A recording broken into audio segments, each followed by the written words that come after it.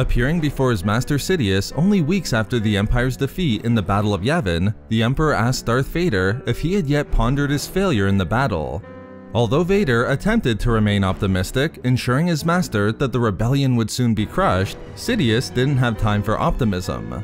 Instead, he got right to the point, telling his apprentice that it was his failure to stop a single X-Wing that resulted in the loss of trillions of credits and decades of work. With that, Vader could only accept the consequences of Yavin and the new assignment Sidious gave to him.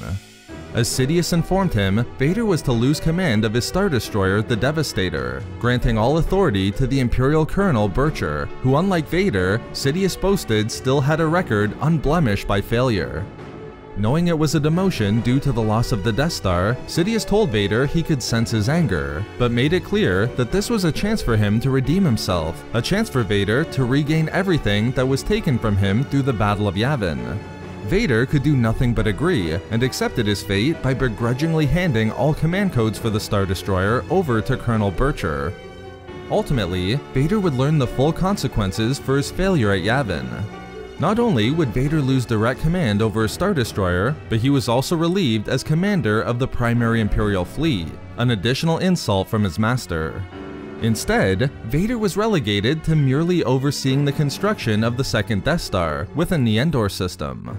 As Vader would recognize, this new position was a mockery of his skills and abilities. As Vader undertook his task of overseeing construction of the battle station, it was these events that elevated and ignited his rage, with no Imperial officer safe from his fury.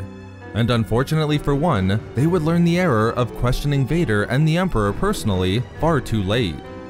When Vader convened a meeting with the project's Imperial supervisors, there were numerous complaints from the officers.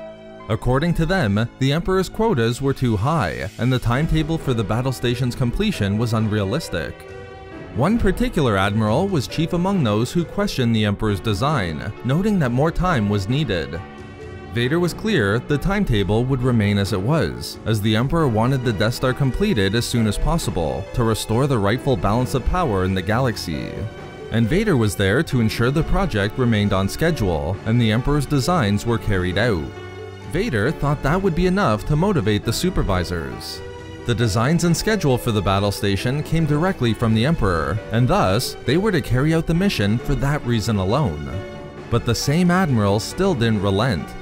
Instead, the Admiral attempted to question whether Emperor Palpatine had the necessary information or personal experience to know what the realities on the ground were. As the Admiral continued, because Palpatine wasn't actually present on the Death Star, he couldn't possibly know the situation, and was therefore unclear just how unrealistic his expectations were. Although the Admiral was exactly right and attempted to address the situation as delicately as possible, there was a slight hint of disrespect in his tone and opinion. While he might never have intended to imply it, the Admiral was calling into question Vader's ability to relay the proper information to the Emperor. And worse, suggesting that Palpatine was a fool for being incapable of running the project effectively. Either way, Vader would respond to the Admiral just as one would expect. Standing behind him, Vader ignited his lightsaber and plunged it straight through the Admiral's chair, ultimately exiting from his chest.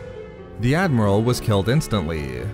And as the remaining Imperial supervisors stood watching in complete shock and fear, Vader dared any of them to back up the Admiral's claim. So there we have it, how Vader dealt with an Imperial Admiral who dared to question the designs of Emperor Palpatine.